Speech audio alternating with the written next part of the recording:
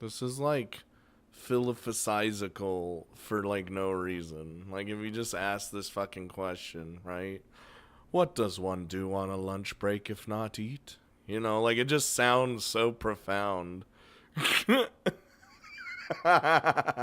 Like I don't know, dude. Like I just started it and I'm like, man, you what do you do if you don't if you know it's only eating. It turns out between the two of us, we don't really know. Fortunately, passing time is an activity that manages itself just fine. That's not even. Is that an activity? I guess. Passing the time? I guess that's. You know what? Even though there's no conversation to fill the silence between the passing seconds, no pointless activities like cloud gazing to spend upon the minutes between now and then. Time marches on relentlessly. I keep checking the time on my watch, then decide it's dumb. Instead, I try to hold out for as long as possible before I check again. Maybe I can hold out for 6 or 7 minutes. Dude, like, when time, when you're just, when you feel like everything's going by so slowly, and you're just like checking your watch, dude, time does not move. Rin remained silent, idly looking up at the cerulean expanse above us. I wonder why. More often than not, we don't speak much. She said that she doesn't like speaking because of her perceived difficulties with expressing herself properly. And as for me, well, I think I just got sucked into the habit at the hospital, where I spent such long stretch of time never really talking to anyone. Like inclusive. Most of the time, I feel comfortable about this quiet mood, and even when I get the feeling that I have to break the silence, it's always so difficult to come up with anything, anything to talk about with it when it's with Rin. She and I are on such different wavelengths that nothing seems to be on common ground. Dude, she's like reached an entirely different plane of existence compared to us, to be honest. What is it that you like about the sky so much? She turns to me, her eyes dark and serious. Sky's the only thing that's perfect. Huh? I know it. You could say I'm an expert of the sky if you wanted. And I am even if you didn't want to. A sky expert. Wish I was a sky expert. It's always different, but it's always perfect. Also when it's different. You know what? I'll agree with you on that one. I follow her gaze up into the boundless blue expanse, thinking of her words. Have you ever wanted to be something different? What do you mean by that? Like just as you as a person, or like just a different creature entirely? It wouldn't be so bad to be the sky. No, I mean like someone else, someone different. Oh, to go to a normal school like everyone else. Not have to worry about stuff. What stuff? Yeah, like heart stuff or leg stuff, arm stuff, you know? I try to find the right words for a moment, but can't manage to form a sentence that I'd be comfortable with actually using. Man, I don't really want to say it aloud. Try. I'm not so good at mind reading. Don't you? Oh God, he's just coming out and saying it, dude. Don't you ever want to not be disabled? She thinks about this and then shakes her head, frowning. I mean, she doesn't. Like, this is just how it is, right? You don't know what it's like how I don't know what it's like to be armless. She doesn't know what it's like to have arms, or more so, let's go back to Lily, right? Lily, she's always been blind. She doesn't know what it's like to not be blind, just much like how I don't know how it is to be blind. You know, like I mean, we don't know the full story about Rin just yet. Maybe she did have the arms at some point. You know, but that's a hard question. I don't know what to say. It's okay if you don't say anything. For some reason, I'm just so unsatisfied with who I am now that I'm just constantly thinking about stuff like that. It's pretty hard to admit, but there it is. There it is. Honestly, I feel relieved about finally saying it aloud to someone, even if it's just Rin. I think I want to be different sometimes. I thought about changing myself lately, but it's a bit scary, like walking backwards with your eyes closed. Yeah, the difficult part is to know where your toes are not pointing. I mean directions. Even if I don't do anything, I would never stay the same. It's like my old paintings. They're different than what I paint now because I'm different. But they're still my paintings, so there's something same. That's really strange. Oh my god. I am different every day, but I'm still me every day. Who am I then? Is that a riddle? If you want it to be. I don't know the right answer, though, so you have to come up with it yourself. Well, it's the sky, isn't it? Going by your definition just now. Ah, you know, always different, but always different, always changing, but always perfect. I see what he's going with. I actually managed to surprise her by that. Maybe she had already forgotten about it. That's right. But I was thinking about myself when I said that. Very strange. Could it be that I actually am the sky? You know what? I don't think that's possible. Your logic's a bit off somewhere. She looks down and shuts up, and I can see she's quickly going over the deduction mentally, seemingly unhappy with the result she finally arrives at. Yeah, maybe I'm not the sky. Would make sense. I have a hard time knowing what kind of person I am. You're not the only one. Trust me. It's like my mind is in some other place than the rest of me. Underwater? Yeah. I wonder how it got there. I have no answer, so a brief silence falls between us for a moment. I shift my gaze back to the sky above. The last time I really paid much attention to the sky was... it must have been at the hospital. It's one of the few things I could do. I could only see a thin strip of sky from the window of my room. If I walked up to the windows and pressed my face up against the cold glass, the strip became bigger, but not by much. That sky made me feel sad and lonely. A reminder of the world on the other side.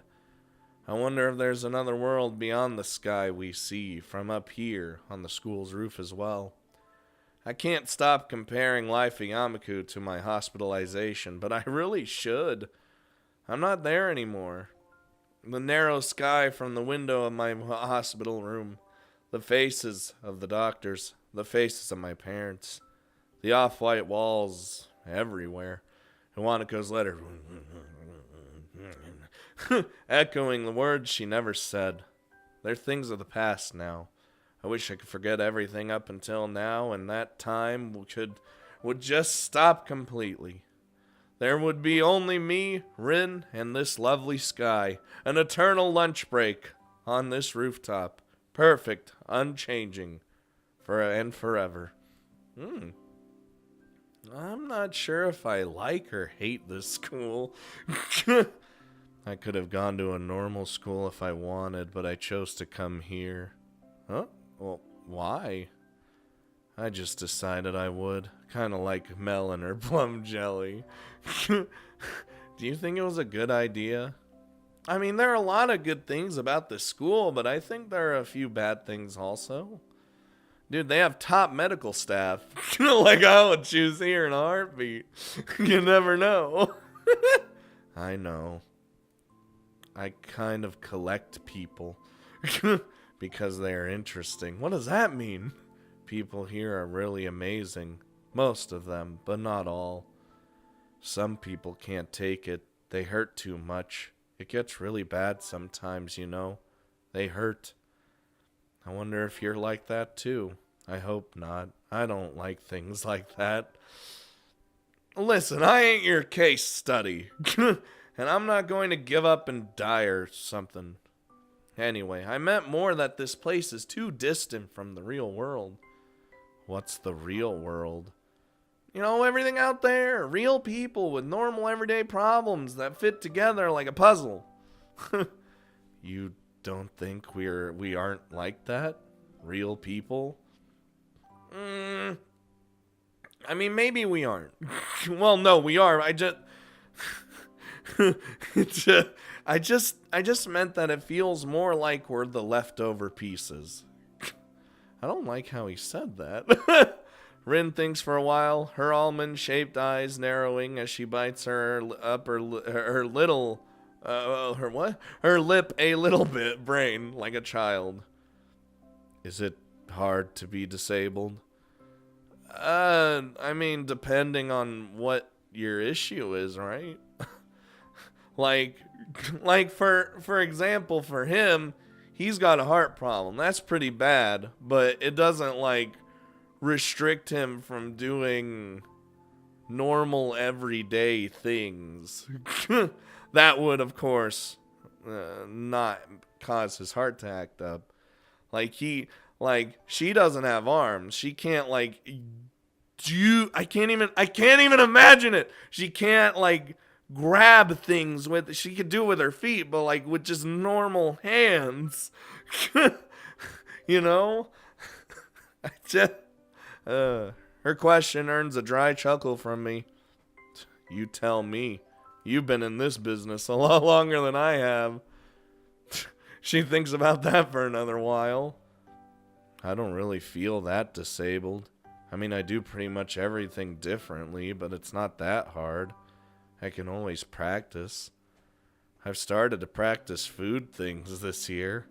I think I'd want to learn to cook in a real kitchen someday. Damn, that'd be pretty fucking cool. Well, that's admirable, but I don't think it's just a state of mind. Maybe not to you. Oh, I've got no good counter to that, so I concede by falling silent. The situation is making me more and more confused. I know what I want, but don't know how to reach it. Rin seems to believe she can simply will herself into the shape that she thinks she needs to be, but can't decide whether she wants to be a bird or a butterfly. I think in the end I'm not really that happy with who I am either, but that doesn't mean I regret being who I am. That's the thing that's wrong with you, Isao. Damn! You right. Whoa! I've only started to process that rather blunt statement before Rin suddenly hugs me. Oh, what are you doing? Touch! I've never been hugged by a girl with no arms before. Is she just... I imagine she's just leaning into him, right? To be honest, it doesn't really physically feel like a hug. The awkward way she presses her body against mine. Yeah, that's exactly what she's doing. And the lack of embracing arms makes it feel like she fell on top of me. But the warmth of a real hug is still there, and that's how I recognize it for what it is. I'm hugging you, Hisao. I know, but... Is it wrong? I thought this is what you're supposed to do. I'm not really used to this kind of thing. The first time Emmy hugged me, I got surprised and kicked her in the stomach. I could kick pretty hard, so she hasn't been hugging me an awful lot after that. I wouldn't either. It's not wrong, no, it's just me. Things are a bit hard for me for the time being. I can't seem to react properly to anything. Really? So is it hard being disabled after all? I guess she has me cornered there. I don't have the energy to start arguing against it, but I feel like I have to get something out.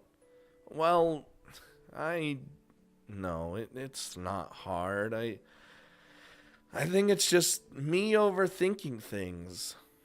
I really wish I didn't feel so sorry for myself all the time. Yeah, I wonder if I always was this fragile, or if I became this way after my incident.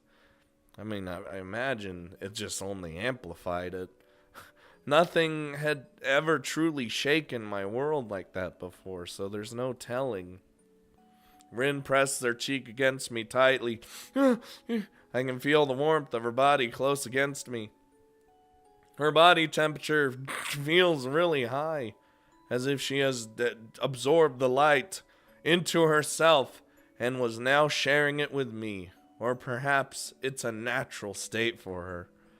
It's the most comforting thing I've felt in a long, long time. Wow, your heartbeat really does sound really weird. It's like a drunken percussion orchestra. Please don't say don't say stuff like that. I get very uncomfortable. I laugh at her comment anyway, in an attempt to ease the tension. It sounds a little bit forced. Man, I'm sorry I'm such a mess.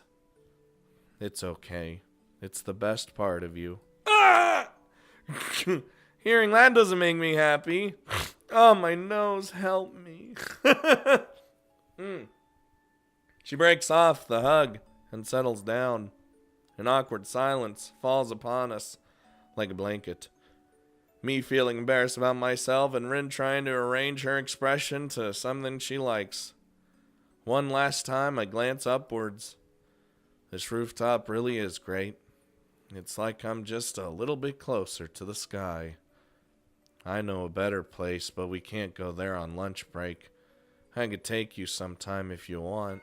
A better place than this? The bell downstairs. The bell rings for the beginning of the afternoon classes, and Rin stands up to make her way downstairs. I don't hurry after her, deciding to stay up here for just a little while longer. Thanks for the hug. Thanks for not kicking me. After Rin leaves, I finally let tears roll down my cheeks and cry for my condition for the first and only time in my life. Whew! Then I cast away that hollow person lying on the hospital bed forever. Yeah! Thank God. Dude, that was great. We started off hard and heavy. Oh, and then he cast that away. He's like, nah, I'm done with that. Great. 2 days later, I'm feeling less miserable. I even go for a long, brisk, healthy walk like the nurse recommended. Something which I had avoided and dodged with all sorts of excuses earlier. I felt more active in class as well, delighting our science/homeroom teacher, Mr. Muto, with correct and promptly delivered answers. The break right now between the 2 morning classes is too short for any sort of meaningful activity, but too long to just spend it sitting in the classroom and doing nothing. Let me just stroll on out here. Going out into the hallway ain't much better, but flexing my stiffened muscles is a better use of my time than letting them get even stiffer by staying seated. He's like just flexing so hard for no reason. Ooh, burp. Ooh, that was a weird burp. The door of the neighboring classroom opens, and the students of 3-4 emerge to further fill up the already semi-crowded hallway. It seems their teacher kept them in for a few extra minutes. And Emmy's among them. She notices me, and she knows... Oh, wait, my brain died. She notices me, noticing her, noticing her, noticing me, noticing her, noticing me, and her. Which almost makes me look away on reflex. I don't, however, and Emmy smiles at me as she happily skips toward me past the other students. Emmy looks pretty energetic. She always is. Showing no signs of illness whatsoever. She's good. She healed up real fast. It seems she recovered from the cold. Hey, good morning. Hi. Nice to see you back on your feet. You feeling better? She looks good to me, but I still feel compelled to ask. Thanks. And yeah, I do. It was just a cold, nothing serious. Emmy laughs confidently as if to emphasize her condition. I wonder for a moment what would count as serious in Emmy's book. Serious is not having, like, any movement. Like, that's serious. She seems to be eager to put the topic aside, though, because she might be slightly feeling a little sick still. Where are you going? Off to Rin's room to see if she's awake yet. Wait, she skipped class? A sheepish smile emerges on Emmy's face, and she gets slightly flustered. Not exactly.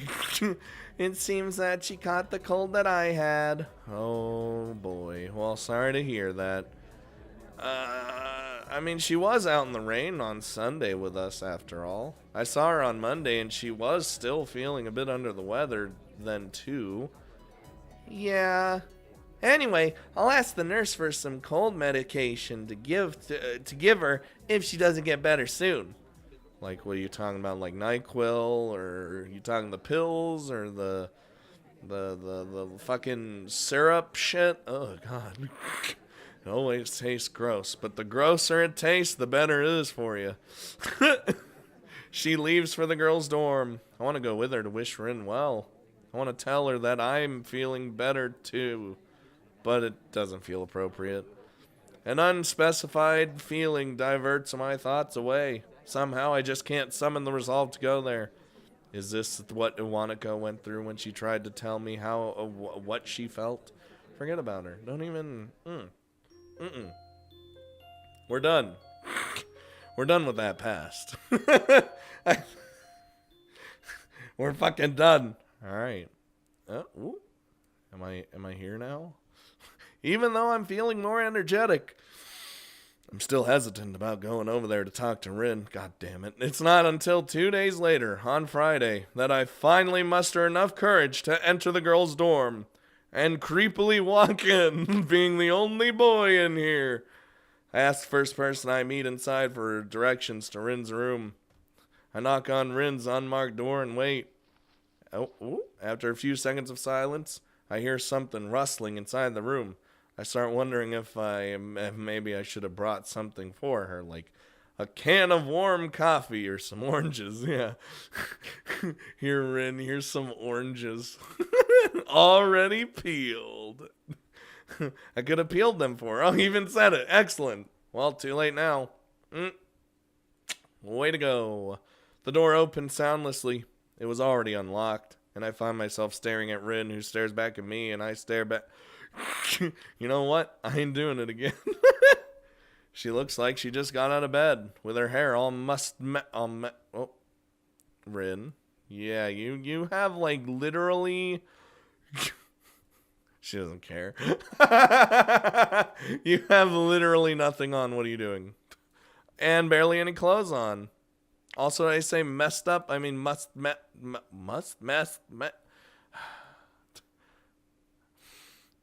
I don't. Hello. There's a strange, stupid-looking smile on Rin's face, and I'm not sure why. Rin smiles so rarely that it seems out of place every time. I mean, she's also naked. Especially now, given her partially undressed state.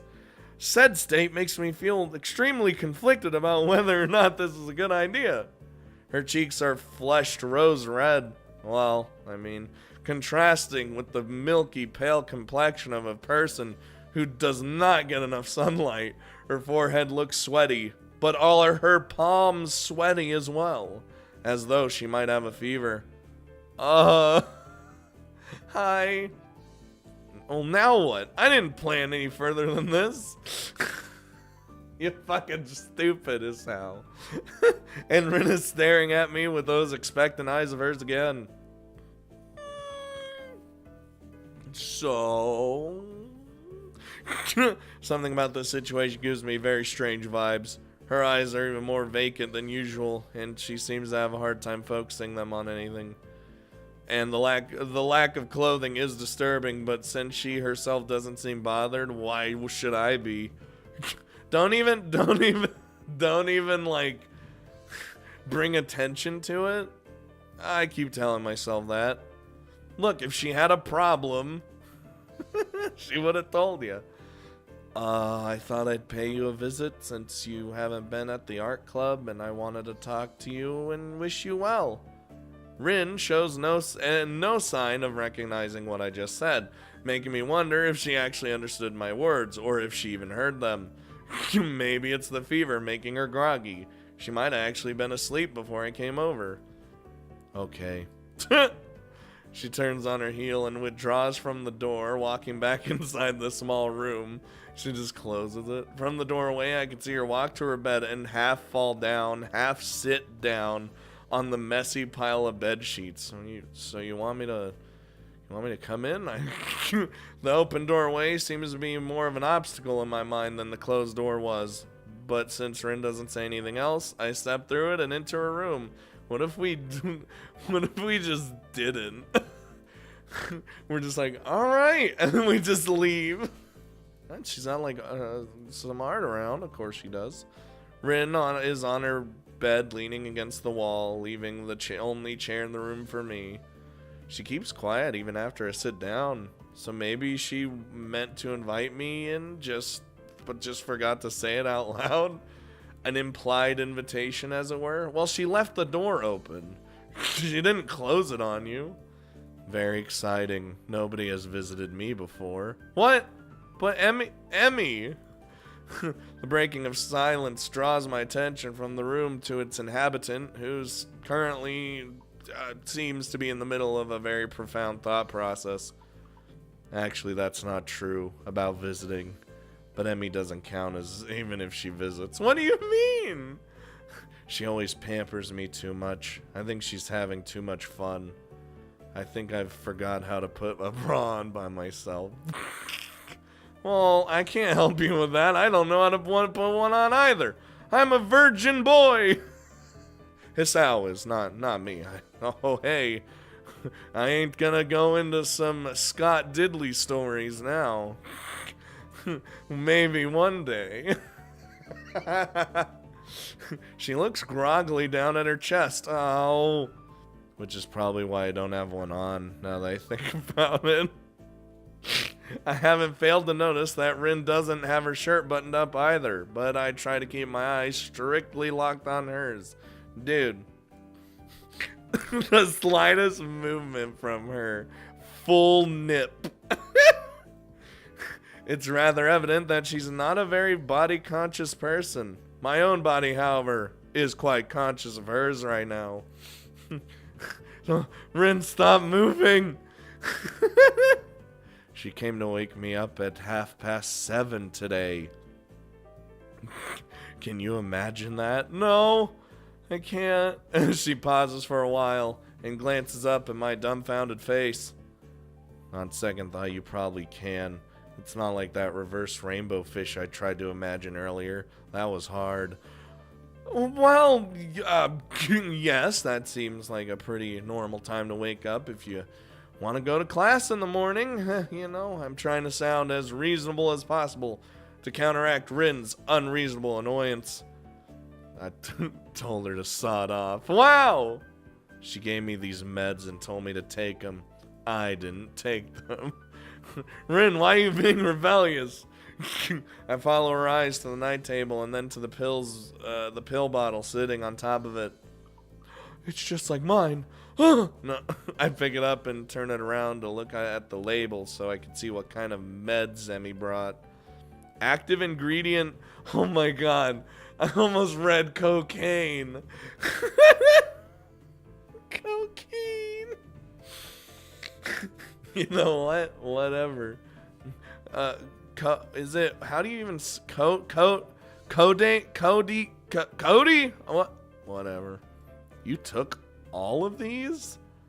No. Yes. I've been eating some since there's so many of them. seems to make this thing not so bad.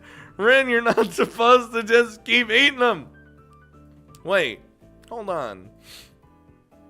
Would this... Hold on, Rin is very weird on her own. We're gonna do some research. Codeine. I don't even know how to say it. Okay. What?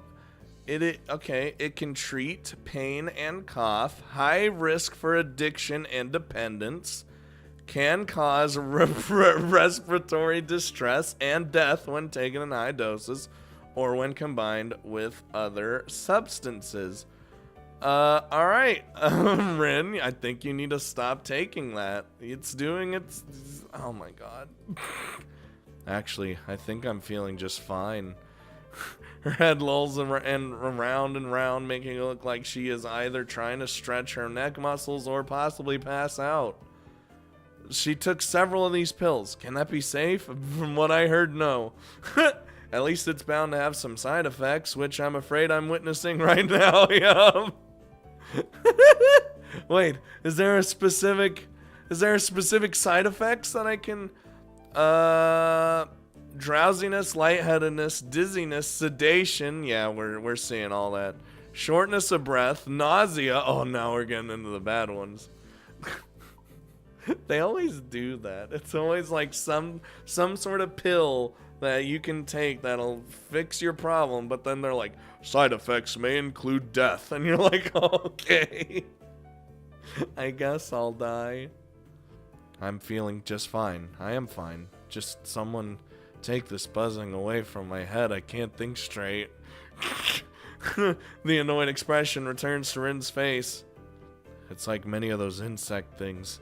Or one really big insect thing. And Rin, with lots of wings, very much color and everything. What's the word for those? I don't... Oh, never mind. I remembered. It's butterflies. She smiles slightly at her last observation. The small pause in her monologue is not long enough for me to dare say something that could potentially, but not likely, salvage this discussion. I love butterflies. They are the best animal. Rin, did you see any on your way here? Probably. Hisao. She utters my name as an afterthought, possibly to make clear that she is now addressing me instead of just speaking her mind to whoever might be listening. The situation has left me speechless more or less since the moment Rin first opened her mouth.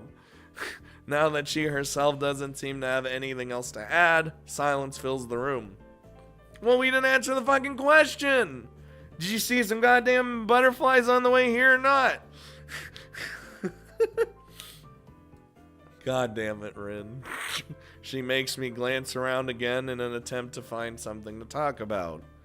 Rin's room is as small as mine. The big window, which takes up most of the wall furthest from the door, opens to the east just like mine. It looks very normal, which strikes me as strange. I expected something more different. What do you mean? About a dozen paintings, most of them in Rin's signature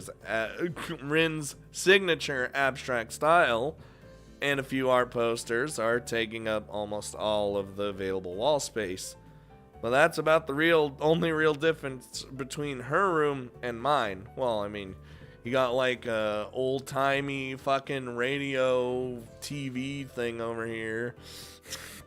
You already know. And a desk. Nice desk. We have a desk too, but it doesn't have shelves.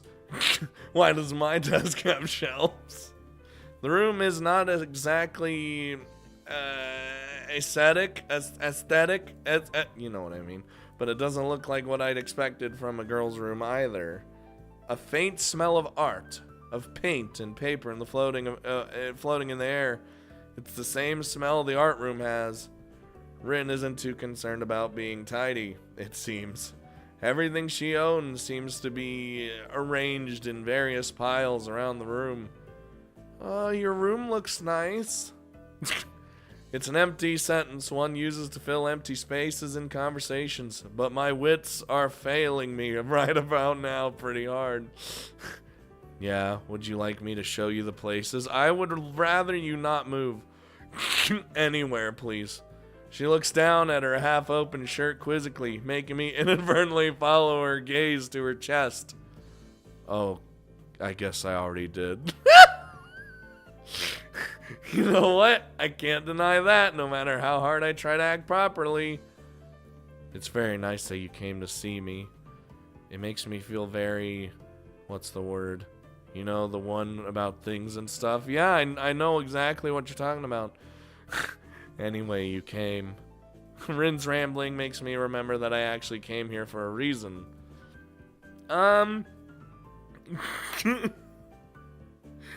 She did show us the places. Hey, about what we talked about on Monday, you know, the rooftop, remember? Rin doesn't seem to be exactly attentive right now. Not that she really ever is. I plow ahead and get it right off my chest anyway. I read that sentence initially completely wrong. I thought he was going to say, I plow my head right into her chest.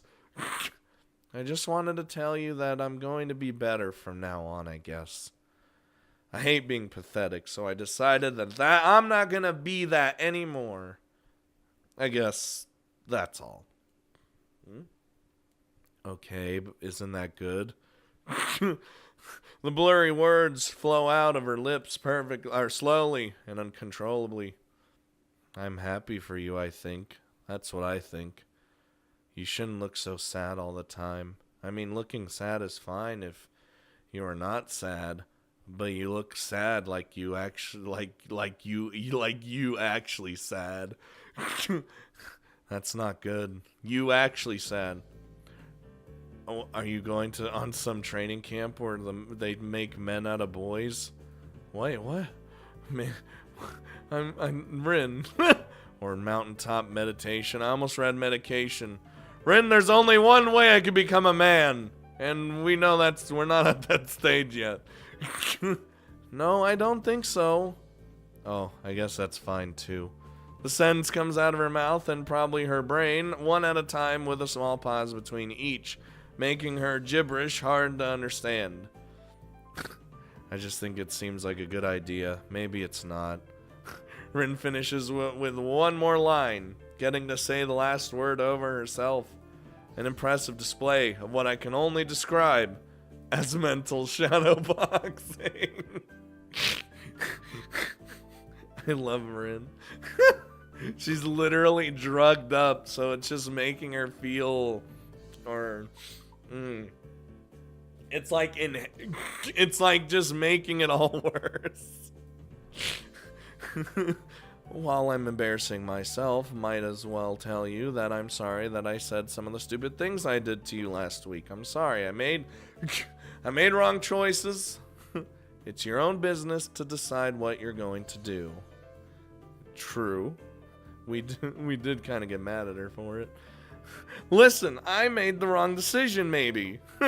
She seems to not register my words first, but then understanding lights in her eyes, and she waves her head around in a way that could be interpreted as, well, anything. It's okay. I probably said stupid things too. It's just sometimes a bit hard to keep my thoughts the way I like them. Tell me about it. They're not very straight, at least most of the time. Not that I want to have them straight. I just wish they were at least in some shape. Round is fine too, but I need more definition. My thoughts are very messy. I know, Rin. Messy. And there she goes. The drugs, they finally kicked in. Wait, hold on, is this the bottle? She actually... Wait, can I I don't see any left in there. She really did take them all. She repeats the word melancholically, then flops down on the bed and nuzzles her head against her pillow, shutting her eyes. Enough, tired. You should go. I'm gonna sleep again. She opens her eyes to look at me.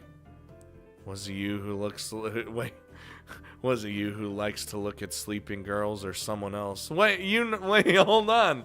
There's a lot of people like that, and I'm pretty sure. Wait. Maybe there were many of those. I can't remember. You can stay if you want. Okay. No, I'll leave. I have stuff to do anyway. I like homework, and I stand up from the chair and take a step toward the door. Wait. Whoa! Her request stops me in my tracks. Not that I intended to scoot off right away. Scoot. I look over my shoulder at the girl lying on my bed. It's not my bed. On her bed. Again, with the strangest kind of smile on her features. Like, what are you doing, Rin? She should smile more often. I can walk you to the door. No, it's fine, Rin. Just stay in bed, please. It's the least a gentleman could do. Rin, you know what? Rin giggles like a little kid, making me be beyond absolutely certain that she took far too much medication today. It's like when someone who's so weird already takes drugs. This isn't a bad drug. You know what I mean? Takes drugs, and they just get worse. I've always wanted to say that. Oh, I thought she went to sleep. Nope. Slowly and with difficulty, Rin first rises to a sitting position again. Then she stands up with even more difficulty and more slowly still. Rin, you should literally just stay. As if guided by some masculine automaton. My eyes instantly lowered to the curve of her thighs. Dude! Thigh man. And the striped panties. At which point, my manners forced me to lift my gaze back to Rin's eye level. I mean, Rin has some nice thighs. Alright? She also has a nice chestial region, as it were. It's getting almost a bit too hard to do that. Rin is standing, although barely. It looks like she has trouble keeping her usually decent balance. It's 'cause she's drunk! Probably a side effect of the medicine. Rin, oh my god, she's gonna flop over. And it's gonna be a mess. She takes an unsteady step toward me, then another small one as she notices that it's not a good idea to try to take big steps. I feel my muscles tense as I prepare to catch Rin if she falls. Dude, that would have been me too. Oh! What? That is not what I expected. I thought she was just actually going to walk me out the door. Damn, Rin. She manages to take 2 more steps before she falls against me. To my surprise, neither her downwards momentum nor our slight height difference are able to stop Rin from pressing her heart-shaped lips squarely against mine. As our lips part after a confusing moment of nothing but the taste of Rin. I look down at her, trying to find some explanation for this bewildering event. A euphoric smile of a madman bronzes on Rin's lips again, and I wonder if I'll remember this tomorrow. God, I hope so. The drugs might see to that, though. I'm absolutely stumped on how to respond. Rin takes a step backwards, separating her body from mine and making me only now realize that they were even connected in the first place. And there she goes. The second step is actually a full backwards, luckily straight into her bed. The soft thud Rin's thin body makes against the mattress breaks the silence. I move quickly over to her to see if she hurt herself, only to be met with the peaceful face of dreaming. Rin's sleep. She is lying diagonally across the bed, somehow managing to have simultaneously fallen asleep while standing up and fallen down in a way that she didn't injure herself. Dude, fool's luck. Aww, I tuck Rin in, covering her with the sheets as well as I can. I'm enjoying this so much. She feels very light, and even though I am not that strong, I stand up to look at her. The oval-shaped... Oh, we're zooming in. The oval-shaped face, the dark eyelashes shut against the feverish cheeks, the slender body covered with the pale sheets. Oh, God, I'm going to get sick because she kissed me. Rin sleeps. A conflict? No. Conflicts. Plural. Churn inside me. I think about calling the nurse to keep an eye on her, but decide against it. Dude, I think she's gonna be out for a while, dude. After taking one more glance at her peaceful face, I decide that she'll be fine. I do pocket the remaining pills, though. Okay, there were still some left behind.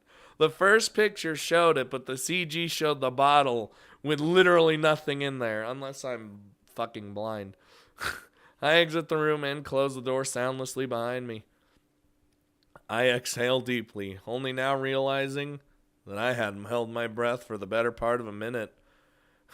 Taking a moment to relax, I try to calm down my heart, racing like a jackrabbit. I'm gonna fucking die. That was so good. We had Rin on drugs. We had our first kiss. Damn. What a moment. That was so good. I wonder how much crazier it can get from this point. But we did tell her we were sorry, which is good. Now we have a bunch of other shit we need to get through in our brain mind. But you know what? That's okay. Such is the way of visual novels. We gotta settle a lot of feelings. You know what I mean?